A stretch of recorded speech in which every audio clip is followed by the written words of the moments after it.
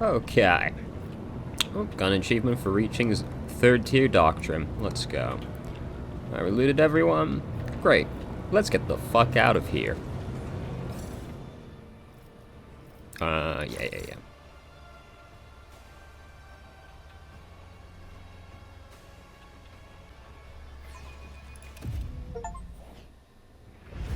Oh, that was all of chapter 3. Horrors of Camorra behind them. A long and arduous journey possible only with the help of a Xenos guide lay ahead for the rogue trader and her party. From one strange destination to the next, through unknowable environments, the mere sight of which could drive one to madness.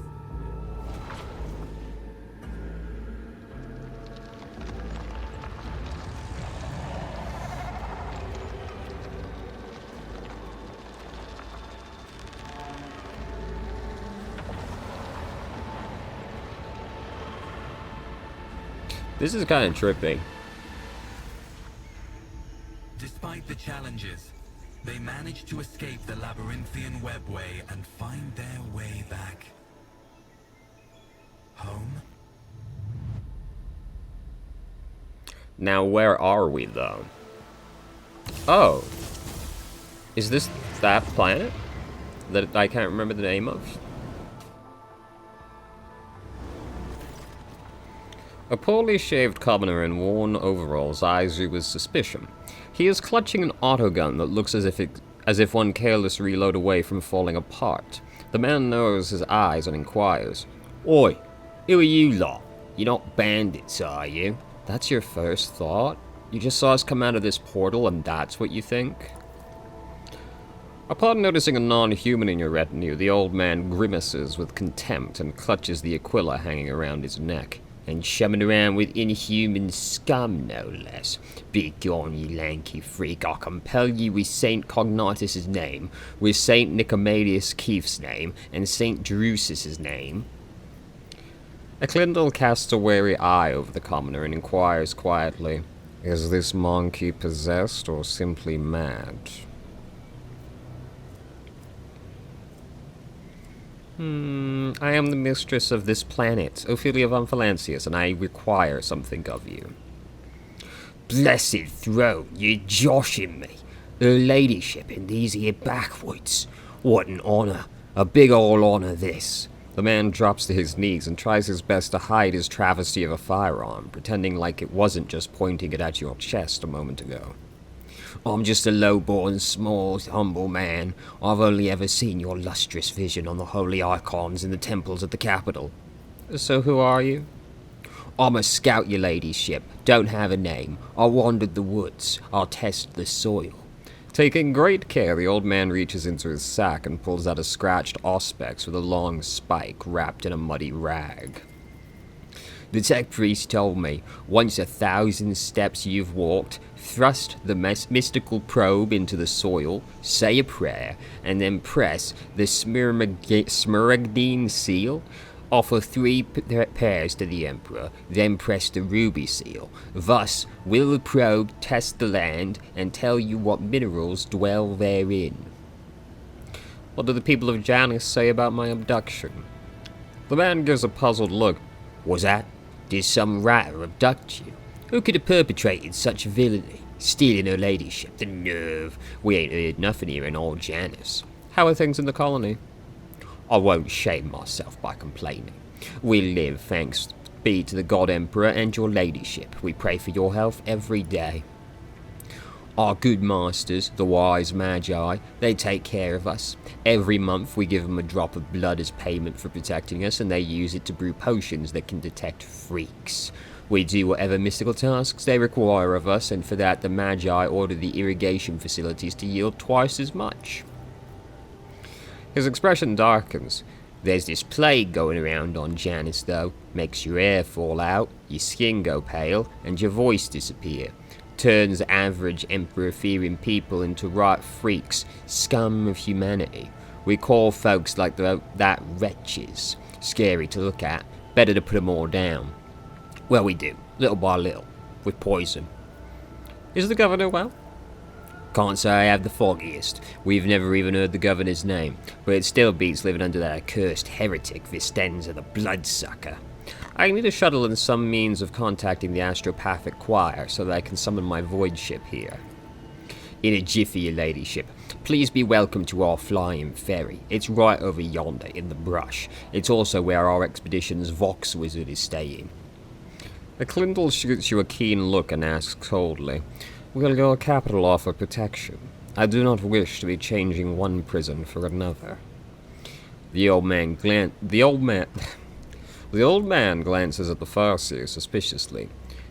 "Will that there chatty mug be flying to the capital with you, ladyship? He's got an awful big mouth. He looks like trouble." "Yes, the Xenos is coming with me as my guest." With a frowning grimace, the commoner bows and mutters under his breath, "Oh, this won't end well. With guests like those, better grab 'em by the floppers and put them to the pyre, burn them right quick." Oh, thank God. Oh, that's going to save so much travel time. Oh, thank goodness. Oh, that was a pretty short chapter. Sure am glad to be out of Comra, though. Fuck that place.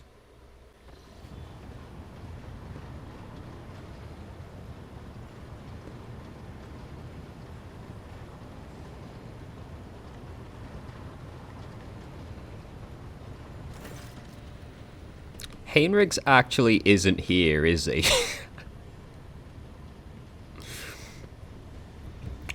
Whoops. The high-ranking officers beam with genuine happiness. Danrock steps forward and solemnly says, "Welcome to the bridge, Lord Captain. It looks like the rest of the crew, we are overjoyed by your return and thank the Emperor for it." The crew stares in awe and terror at the giant towering over the crowd. Some make the signs of the Aquila on their chests, others collapse to their knees with a prayer to the God Emperor on their lips. The wave of pious shock does not seem to disappoint Ulfar in the slightest. He just chuckles in his beard and glances around curiously. To put this into real terms, seeing a space marine would be akin to seeing a biblically accurate angel in front of you. You know, like, it's an actual divine being. Marzai's presence alone is enough to elicit sighs of dismay and whispers from the crowd. The Drukari ignores all Monkey reactions to his person and surveys the ship's bridge, examining every detail with an ostentatiously businesslike interest. His markedly casual posture is belied by a subtle and unusual tension in his body. "Lord Captain, I'm so glad to see you. I nearly lost it all when you up and disappeared on me. I was getting by on stimulants and recaf. I barely slept, so all I could do was keep listening to the whispers for any clue how to find you. The only other time I felt so powerless was when Lady Theodora..." She stops. Pardon, Lord Captain, I'm talking nonsense." "How much do you know about my abduction?" "Not much, Lord Captain. All contact with your party was lost shortly after the supposed pirates boarded the ship and abducted your companion's kinspeople. We immediately sent shuttles with boarding parties to your aid, but we didn't find anyone on the ship save for the crew who had all either been butchered or driven insane." Your light's expression is inscrutable, but her eyes are turned to you and only you. "Since your ladyship's body was never recovered, we hoped against hope that you were still alive. Alas, even our most alert Orga operators never spotted anything suspicious, and thus our ignominious failure put you in dire peril." "Dare we inquire what happened to your ladyship?"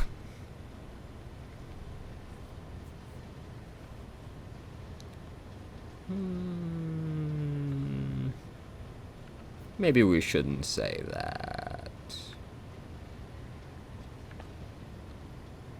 "My loyal servants, the accursed Xenos tried to take your leader from you, but their plan failed. I am with you once again. Are you with me?"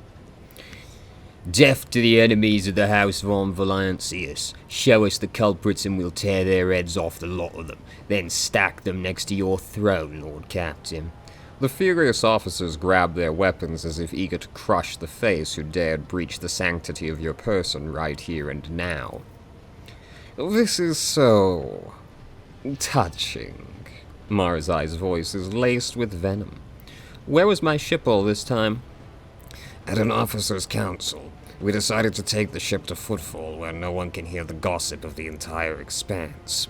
Our agents tirelessly searched for information about your ladyship, but had we heard even a whisper of where you were imprisoned, we would have immediately launched a rescue expedition.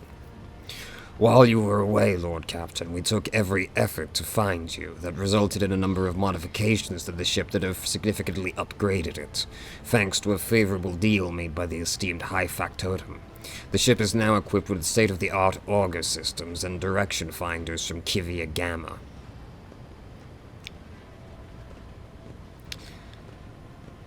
That is quite enough fawning and fussing. I wish to return to my duties immediately. The group of servitors suddenly stirs, their movements frighteningly identical even for automatons. They stare at you in the same perfect unison. This has changed, right? This is not what that used to look like. Hello. Nomos have come to welcome you back. We sense that a great deed has been done, a vivid imprint on existence. You did something very important. What was it? I escaped from the dark city of the Xenos and showed them mercy. It suits you. We see light in you, light and connections without the urge to destroy. Did Nomos say it correctly? The servitor chorus, which sounds as a single voice, falls silent. Nomos appears to be waiting for your response, in eager anticipation. I'm glad you are learning to understand me, Nomos. After a long pause, the servitor chorus responds with unexpected forcefulness. Nomos are glad too. We must go now. We will come to speak to you later. Another pause follows, so long that the silence becomes more piercing than a scream. Then the servitors finally break it.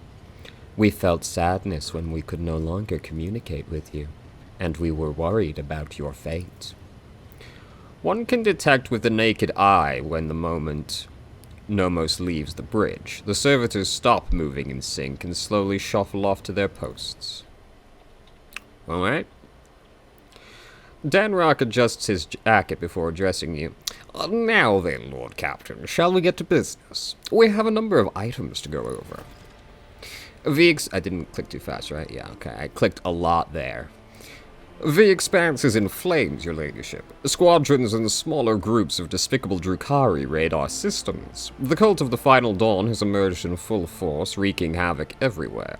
We had heard rumors of the fall of Santiel's pride, House Chorda's world. An outrageous sacrilege, given how abundant and inexpensive Promethean is there. Strife has broken out between House Winterscale and House Chorda. Chaos reigns everywhere. Only the esteemed Lord Inquisitor is trying to fight it, concentrating all available forces at Footfall to tighten them into a fist to smash the rampaging heretics and Xenos vermin. What kind of Xenos are attacking the Expanse? Drukhari, your ladyship. Their squadrons, both large and small, are invading the Expanse, unleashing carnage on planets, taking captives by the thousands, and attacking ships. It is as if something has poked their nest, if you will, and now they are lashing out. How fare the worlds of my dynasty? The heretics' malicious acts make it difficult to maintain astropathic contact with the colonies. The cult of the Final Dawn strikes everywhere. Their sleeper agents are active on every planet. On Vibos 6, a mutiny was crushed after a group of newly arrived prisoners succumbed to blasphemous propaganda. But other worlds stand firm against the onslaught of the enemies of humanity who do not succumb to their pernicious influence. So Xavier Calcazar led the defense? Exactly. The esteemed Lord Inquisitor Calcazar declared himself commandant of the Coronis Expanse and issued orders to requisition troops. He made Footfall his base of operations, as it was the most logistically convenient point. From there, his fleet strikes throughout the Expanse, destroying the forces of the Cult of the Final Dawn and the abominable Drukhari. He may be all that currently stands in the way of the Expanse being turned into ashes. When heretics laid siege to Ifrats II, Efrats 2, a hallowed forge of the Cognizance fleet. The Lord Inquisitor sent an enormous force. Now they and the Explorator squadrons recalled from the front lines stand against the heretics in the battle for the sacred planet. What is the problem between Incendia and Caligos? When the esteemed Lord Inquisitor called upon the rogue traders to join his forces, her ladyship Incendia Chorda heeded the summons, while his lordship Caligos Winterscale ignored it. Rumor has it that his refusal was defiant in manner, and served as a pretext for Lady Chorda to declare war on House Winterscale. That is quite the bold move to refuse a request from a Lord Inquisitor. I wouldn't do it, personally. Though I guess being a rogue trader probably gives you a pretty fat head. Winterscale's ships are being hunted and his worlds occupied under the pretense of compelling them to submit to the Imperial Creed. Surprisingly, for all his love of fighting, Winterscale is in no hurry to defend his domain. According to intercepted astropathic messages, he and his retinue are currently on Quetzal Temer, hunting down a Xenos fleet. Eldari, by all appearances. Is there anything else I should know? The factotum lowers his head in thought. There have been other minor developments. If you wish, I will gladly bring you up to speed on the bridge. I would not want them to take any more time away from this occasion. Thank you, report received. Lord Captain. Abelard bows his head. Allow me to make a request, a personal one. While you were away, Zachary Weiss received an astropathic message from Dragonis. It concerns my family. The Versarians have been accused of betraying House Van Valancius. What? How is it possible? I cannot comprehend it. The Seneschal shakes his head ruefully. The Versarians have served the Rogue Trader dynasty loyally for generations. This is hard to admit, but I am simply crushed by the news. The accusations were leveled by, or on behalf of, the Drivestems, the Governor family. Under normal circumstances, the investigation would not have required your involvement, and my family would have been... But being of noble stock, the Versarians are entitled under an ancient custom to petition for a rogue trader's personal protection once in a generation. Your personal protection, Lord Captain. Abelard raises his eyes to you. Do not deny us that honor, I implore you. Tell Zachary Weiss to send a message to Dragonis saying I will personally take part in the investigation. Abelard breathes a sigh of release and seems to grow an inch or two taller. Will do, Lord Captain. Well, that's got to be the thing we take care of first.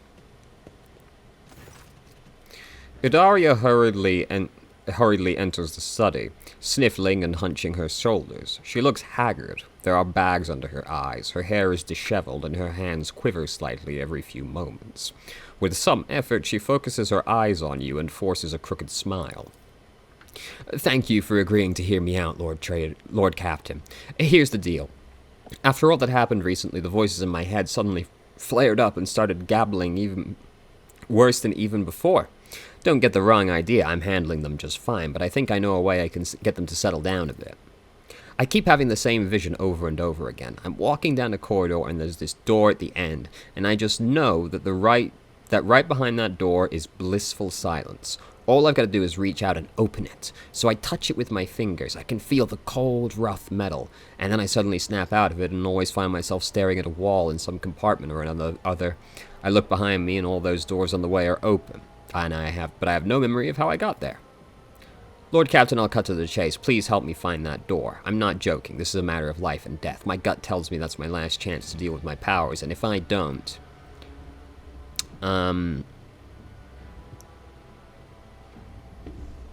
Can you elaborate? There are a lot of doors in the universe, Before I make my decision, I have questions. Absolutely, Lord Captain. Ask me anything, and I'll try my best to answer. What do you think is behind the door? I have no idea. Maybe it's some incredible implant from the Tech Priest secret stores, or, I don't know, a serum kept in an Inquisitor's vault. There's such a thing as archaeotech, right? Plenty of it laying around. Maybe some of it could help me. Hidaria is trying to maintain a facade of confidence while simultaneously pulling at a hangnail so hard her finger begins to bleed. I feel that, ma'am. Yeah. Do your visions contain any clues onto where to start looking?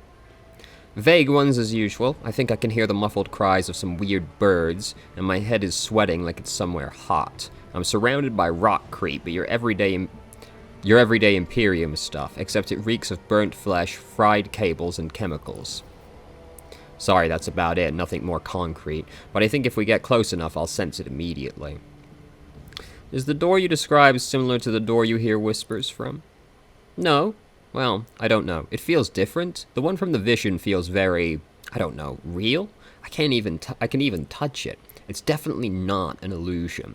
It really does exist somewhere, and trust me, neither of us wants to open that door, the whispering one.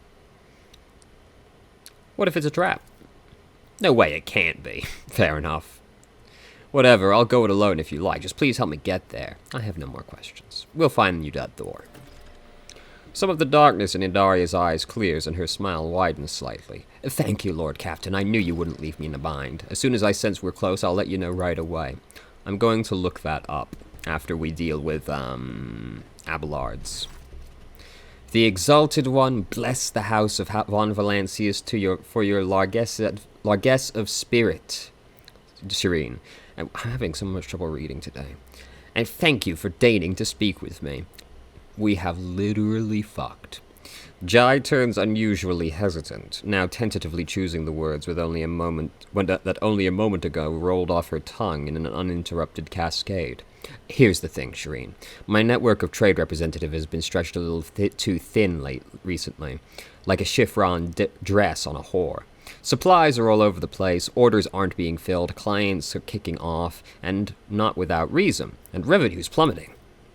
And if that wasn't bad enough, my guys running away from footfall have been incommunicado recently, and an astropathic message has finally come in to tell me why some Ashmag, or Ashmags, throne smite them, has captured my gang, and they're threatening to kill every last one of those hard-grafting whelps if I don't do what they want. And they only want one thing, my Mercatum Tabula Official in exchange for my gang's lives. Seems hard to imagine that the Administratum would accept this. It just seems like they'd figure it out. But I'm not giving up my certificate for anything, and nor am I going to leave my guys high and dry. That's why I'm begging for your help and protection, Shireen. If I have to step into a cage of hyenas, I'd rather do it with a lion at my side.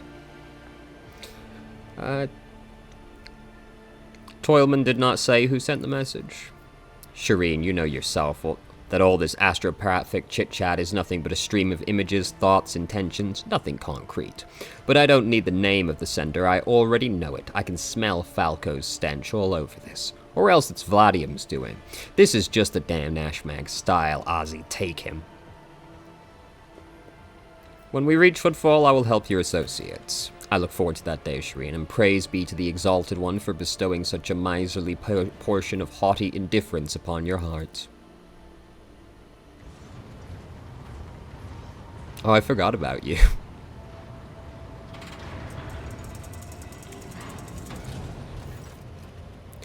Slither all you like, heretic spawn, but you will never leave this ship unscathed. The bridge is enveloped in an unusual silence. The officers on duty are huddled in the corners, looking on curiously at what is transpiring in the center. What's going on? Catching sight of you, the curious crew members dash to their posts, leaving only the senior officers in the middle of the bridge. For how long are you going to tolerate this filth on your ship, Ophelia? This foul traitor who has already dragged you into the darkness once and who almost left your protectorate without its sovereign. Those present nod wordlessly, but do not dare to interfere. Now this is a fine spectacle. The inhuman gets what she deserves. Let us all watch and laugh. Your wonderful path has led you into a rather thorny situation, cousin. You refused to beg for mercy in Comera, and now you will have to lick the boots of the monkey. Your light does not react to the curses being slung at her. With an imperturbable expression, she watches the crowd before her, then turns her gaze to you. Anyone else want to share their thoughts? You know, Shireen, when a pet refuses to obey their master, they are usually put in a cage, at best, or turned into a lovely piece of taxidermy at worst. The heinous behavior pattern of the Xenos entity and of a specimen similar to her statistically leads to unfavorable and unpredictable outcomes. Your light blankly surveys the crowd.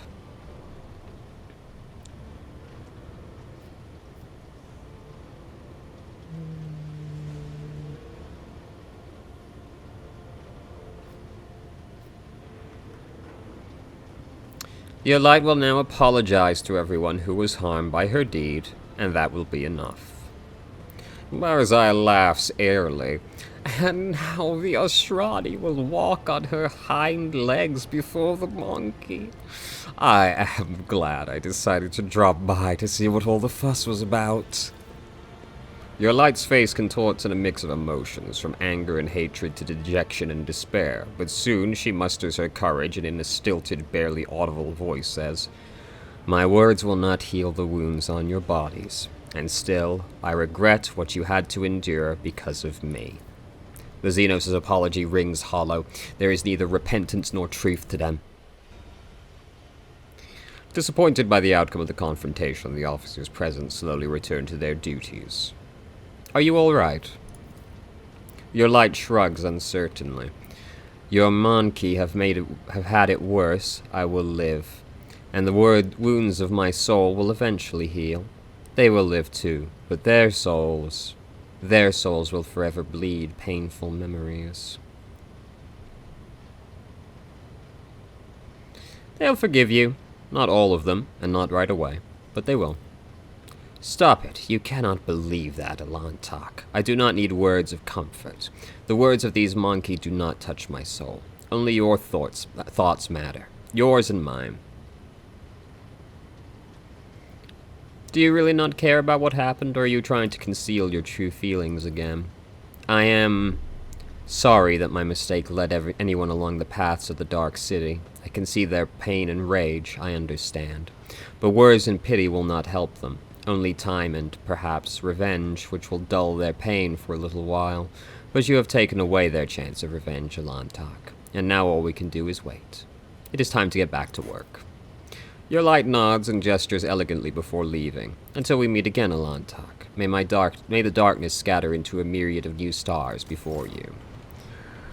Alright, so let's talk to... Oh wait, of course, hold on. Now, first let's talk to Janris. Let's see,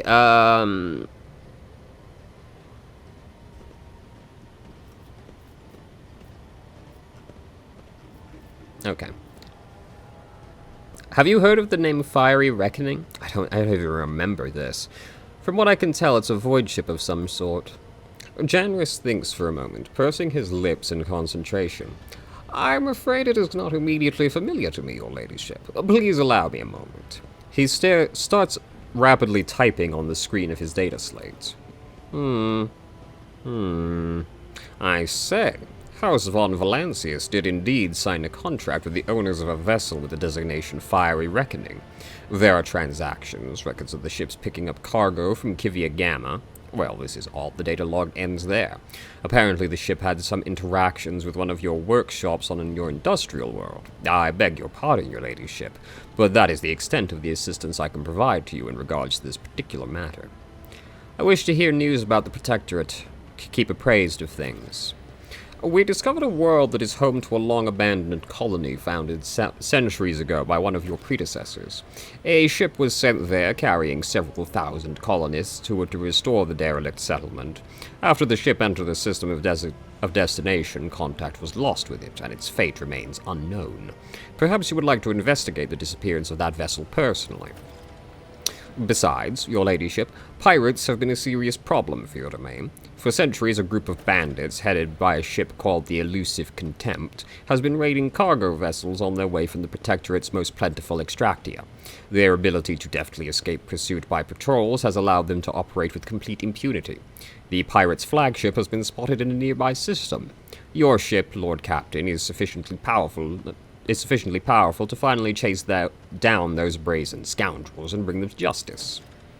The Astropathic Choir has received a series of alarming messages concerning the Namar 4 system, where a dangerous space anomaly has supposedly manifested itself. Its nature is unknown, but the fabric of space within the system is reported to be curved and unstable. It is said that any ship entering the region disappears without trace. I believe we ought to be prudent and steer clear of that system. The factotum hesitates, as if unsure what he has to say worthy of your attention. There is something else, Lord Captain. The ship's astropaths have caught echoes of an alarming messages. Unidentified ships abandoned by their crews have been spotted in several systems of the Expanse. It may only be a rumor, but those encountered them have gone missing without trace. That is all, your ladyship. Right. Well, we're going to do Abelard first, but I would like to do some shopping since it's been a while. Alright, that's all done. Does anybody have anything new to say since we're in another chapter? You are spoiling me with the splendor of your presence again, Shireen. Have you decided to treat your soul to the fruits of my eloquence? Or do you wish to discuss business with the newly appointed owner of a Mercatum Tabula Officiale? What do you mean? I will help you acquire a merchant certificate? Oh, Shireen, thank you for such generosity. I will humbly wait until you steer your vessel towards Dargonus. The Mercatum Tabula Officiale. It sounds almost as majestic as the warrant of trade. Right, weird how that option wasn't checked off. Argenta seems to have gotten under your skin, am I right? Argenta? What could be more beautiful than the sight of a sister of battle? So true. Whose mere presence casts light in the dark corners of lost souls such as mine. But alas, what remains of my sanity is telling me that poor Jai can only admire the radiance of this angel, forsaking any hope of ever touching her wings. I'll see you later. Oh. I'm going to take that as an indication that they don't have any more dialogue, but we should talk to our two new members to see if they have anything to say. Rogue trader. I wish to know more about you and your cabal. Ask your questions. I will decide which is worthy of an answer. You are the Draken of your cabal. What does that mean exactly?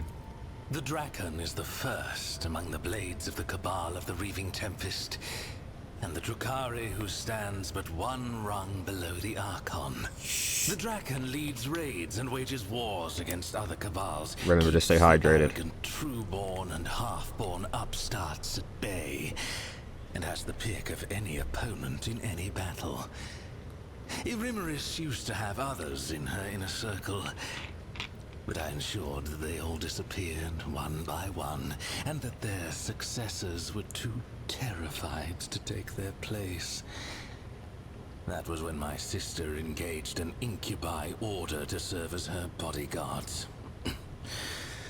Incubi do not respond to fear or bribes. What sparked the conflict between you and Ymiriss? Must there be another reason beyond survival and ambition? Kamora does not tolerate weakness. Kamora respects only strength and cunning. Either you climb upward on the corpses of your enemies, or you become one of the steps underfoot. How is it that the great and terrifying Marazai was only the Draken of the Cabal and not its Archon? Keep your arrogance in check.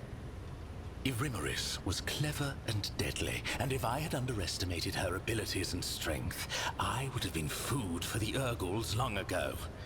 The very fact that she surpassed me speaks for itself. I refused to give her cause to cast me out as a traitor. No, our rivalry, our little game that ran since our birth, took time. And another thing, when you're at the top, you need something to stave off boredom. This game amused us and terrorized the rest of the Cabal. Nazrakai and the Cabal of the Black Heart. What is their relationship to your Cabal? The Cabal of the Black Heart is the most ancient of all the Cabals, and the largest. It casts a shadow over all Kamora, and when the Black Heart strikes, you submit or you die. The Reaving Tempest was not prepared to perish, so when the Black Heart's shadow stretched as far as us, Irimaris' predecessors chose to bend the knee and become their vassals. Irimaris never liked the Cabal's subordinate position. Her words, and sometimes her actions, directed against the Black Heart, prompted whispers of discontent and fear among those who served her. I was not willing to renounce the protection of Asdrubal Vekt's own Cabal, If I had succeeded in overthrowing Arimaris with Nazrake's aid, many within the Reaving Tempest would have supported me. Tervantius the Machinator. What is your connection to him? Tervantius was Arimaris's ally, not mine. The Reaving Tempest is his patron, and patron also to the witches of the arena. I have had cause to seek out his artistry several times, and each time with difficulty. Of late, he's been gone from Camorra more often than he's been in it. He was probably in one of his lairs where he hides his other experiments and creations. Do you have any idea where his other lairs might be? After Tervantius quarreled with the witches and was stripped of the Cabal's protection, his havens in Camorra were turned into a deadly trap. I imagine they've been ransacked and destroyed by now. His other hideouts may be somewhere in the tangle of the webway, or in real space. But that last possibility is madness even for a homunculus. When did you have need of his expertise? When the grotesque of a rival Cabal ripped my arm off at the shoulder, when I needed a substance to wring the truth out of you in the Obsidian Court, when I had personal desires that only a master of flesh could satisfy. What personal desires? You are just dying to know, aren't you? How big's your cock, damn it, tell me. That's enough about the homunculus. The more I listen, the more it seems for a proud Drakari you very much enjoy submitting. An amusing example of a primitive mind. Any Drakari towers over any monkey, and we do not conceal our attitude to livestock, but my Cabalite kin. Every one of them should be treated with caution, and those who have already demonstrated their power and might are a deadly threat in their own right. I do not revel in submission. I accept things as they are. And I wait until a point of weakness reveals itself and calls to my blade. You call yourself a Trueborn. What does that mean? It is a caste in Camorra. Noble Drakari born under certain circumstances.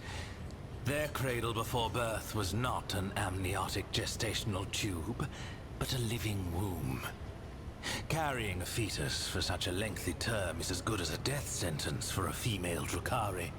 She is too vulnerable to her enemy's attacks, and she is of no use on a raid. In Camorra, only the most powerful Drakari, who are able to surround themselves with the best protection, can allow themselves such an extravagance. Ooh, an extravagance. Giving birth. Okay. Farkaza Aziriesh, poisoner of Azdrajar, and Shaimish's elect, was one such exalted leader of the Drakari. The result was worth the effort. You speak low Gothic. Knowing your kind, I cannot believe you learned it willingly. It was a punishment. One of my raids was not as successful as it should have been, and Arimaris ordered Tervantius to forcibly implant the knowledge of the repulsive monkey language into my mind. Supposedly so that I could at least benefit the Cabal by coaxing the monkey into their cages. 5 days I spent under a cerebral burner in the Spire's main hall, to the delight of Arimaris' entourage. I dislocated every joint, struggling in agony against my shackles. But I would endure it all again to expel this poison from my head. You have numerous titles, I recall. Tell me about them. Eviscerator of Illyridas, Blaze of the Barkag Kingdom, and Slayer of Corocius the Pale. Illyridas was a world inhabited by our distant Eldari cousins, until I led a reaping raid there.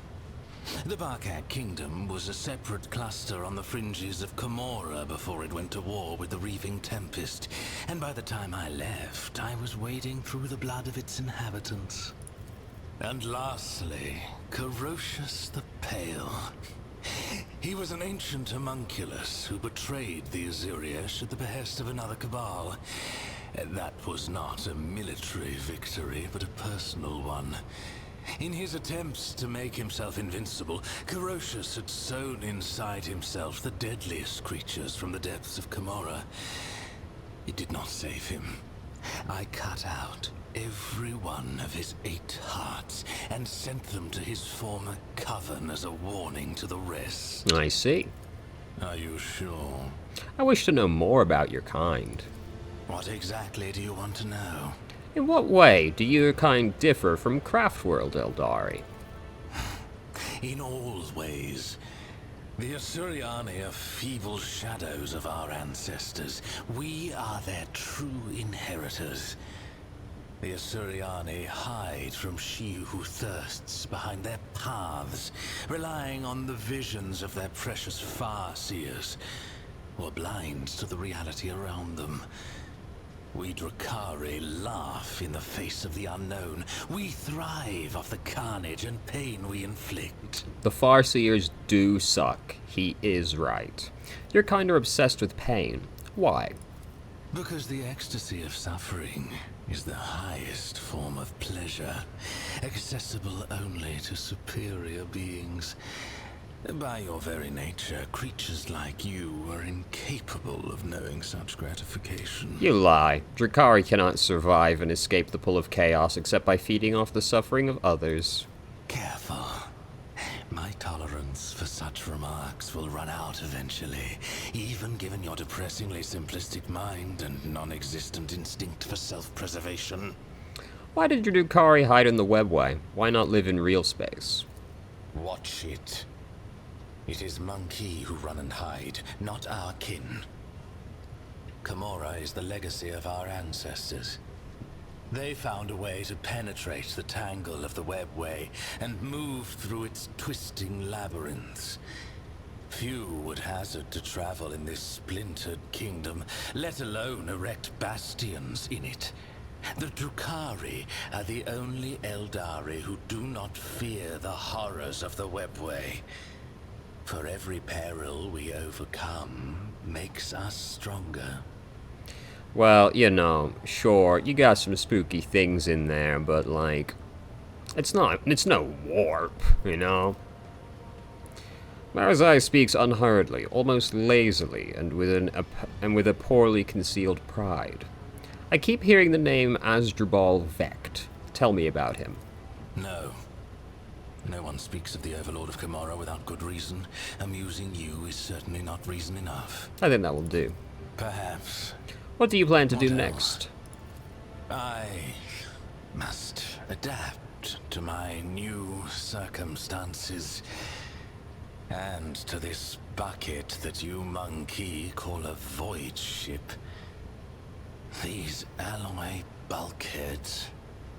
So primitive. Then go. He is going to kill and torture thousands of people on the ship.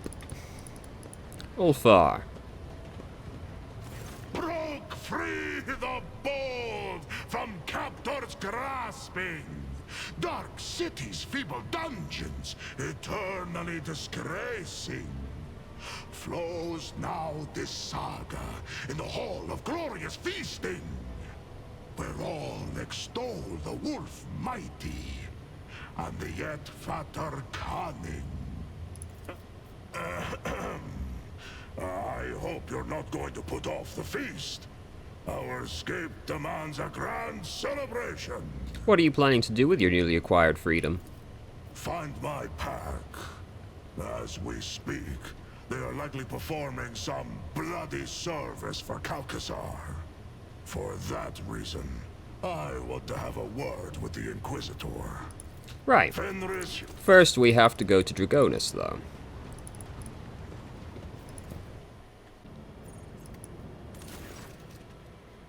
An incredible find has been made on Foulstone, Lord Captain. A lost volume of St. Keith's Lost Diary has been found during the restoration of his crypt. According to his record, the members of the Order of the Hammer were able to find the cryptoarch containing a relic of Saint Cognitus, the Crucible. Keefe's writings on it are vague. It is called the Sculptor and Transformer, granting life and grace. The explorators have sent a delegation claiming the treasure. The heated dispute has been going on for many days. What is the meaning of the dispute? The tech priests claim that the privileges of the Adeptus Mechanicus oblige the Order of the Hammer to hand any sacred archaeotech over to them. Allegedly, the Crucible should be considered not as the personal belonging of the saint, but rather as a temporary possession entrusted into his care. The Order of the Hammer rejects this thesis, insisting that the right to care for these sacred objects belongs to the Ecclesiarchy's cults. And since Cognitus was canonized, then the Crucible should be regarded as a blessed relic, not archaeotech. This seems fair enough to me already on the face of it, honestly. How fierce are the deliberations? Quite. The discussions have been happening for more than 8 cycles without interruption. Both sides have provided more than 100 legal experts and have put forward around 4,000 theses, arguments, and testimonies. The Special Administratum Commission, comprised of 200 armed clerks, has arrived to pass a verdict and enforce the law. This is probably the largest religious dispute in the Expanse's history. Pastor Tychon is advocating for the doctrine of co-protection, and the explorators' intransigence grows ever weaker. Perhaps they will agree on a compromise. What say my companions? It is likely that the research contained in the ancient treatises and archival repositories of the Adeptus Mechanicus will provide factual information on similar precedent. I can spare some of my computing power to find such a case and provide my brothers and sisters with the information that is necessary to win this dispute. I believe that the chronicles of the Amelinian Conclave describe mystical miracles witnessed by zealots while praying at an ancient banner of Saint Capius. Should the Crucible perform a similar miracle, then no doubts will remain that it is indeed a holy relic and not the property of the Adeptus Mechanicus. Shireen, do you know what the best motivation to make your enemies ripe for the compromise? The danger of losing any sort of benefit. It is within your power to take the Crucible for yourself using your privilege of your warrant, if you so desire. Why do you not imply such a possibility to the parties involved?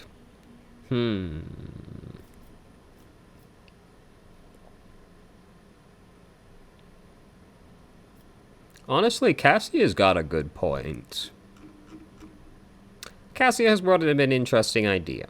Let a convincing miracle happen that would prove... Let it happen? Okay, hold on, this implies we might lie about it.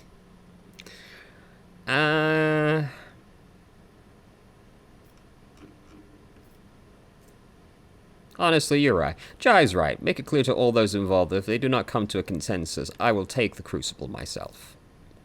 Let's see how long it takes for them to come to a consensus now. As soon as news of the rogue traders' bellicose stance on the Crucible reached the ears of the disputing sides, they unanimously decided to start looking for a compromise. It only took them several cycles to reach an agreement for their collective maintenance of the Crucible.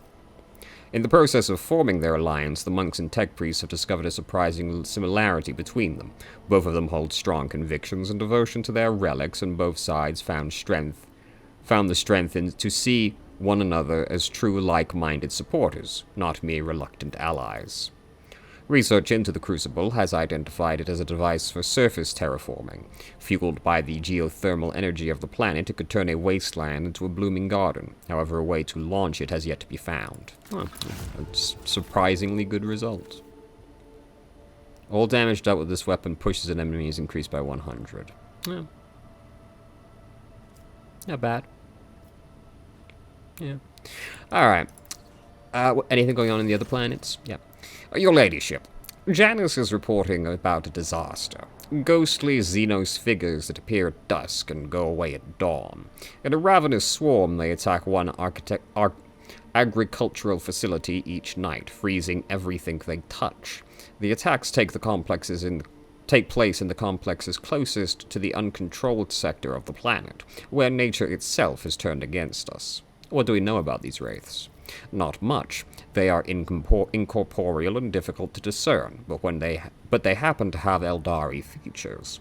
The spirits draw the warmth out of the humans, plants, and inanimate objects, but it seems they do not hunt consciously, but rather they simply do not notice anything in their way. At dawn, they dissolve into mist. The wraiths also differ among themselves. Some are as dark as the void, and others shine like stars in the night sky. What is spawning these wraiths? Is it the corrupted sector? It is likely. They gather at its borders at the break of dawn and whirl in a wild dance, howling and destroying all living things, then disperse into thousands of fading flashes. The agricultural facilities that happen to be in the way of their dance fall into disrepair.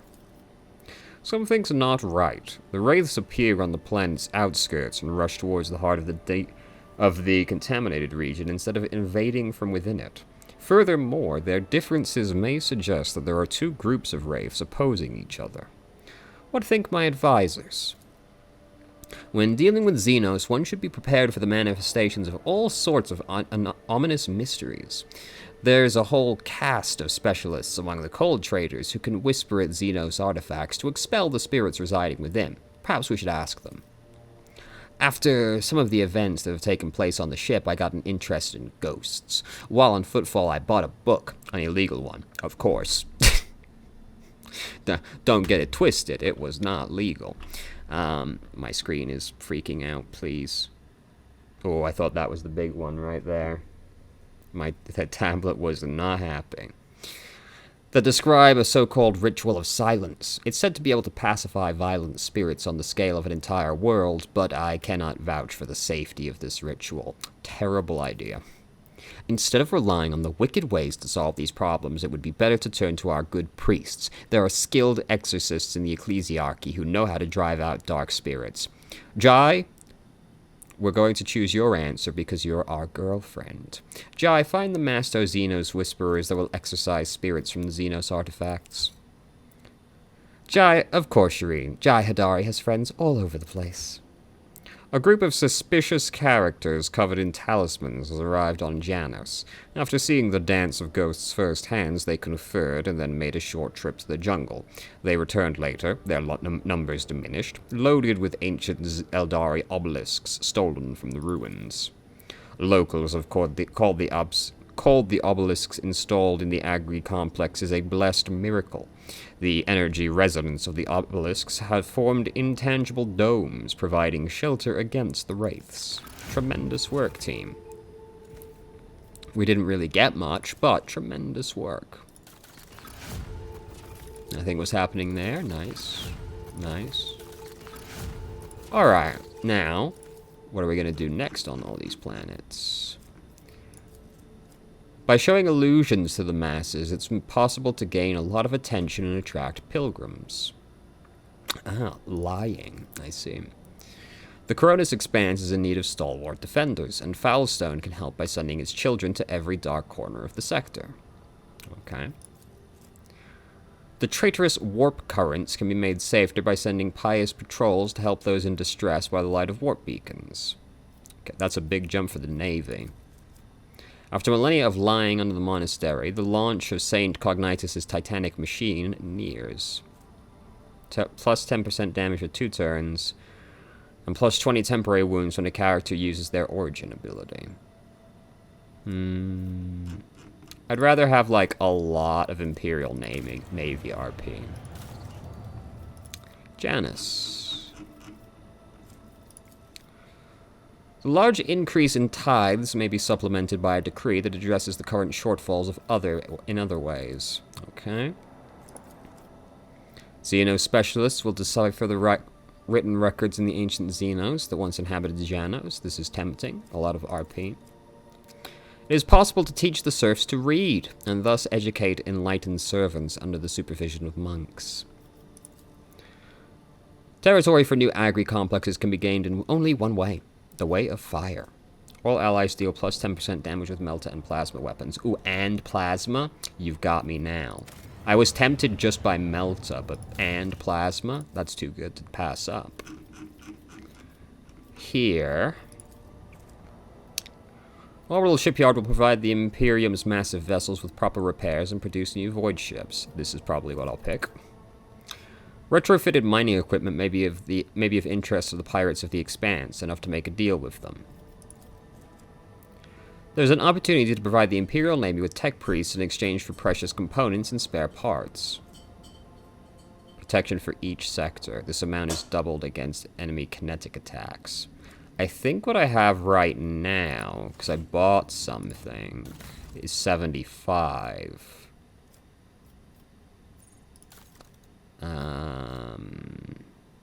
95. That's the armor plating. Yes, okay. So 95. So it would go up by 25. Wait, no. Was it 120?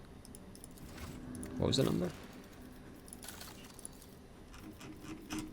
What was it? What was it? 125. Oh, so plus 30.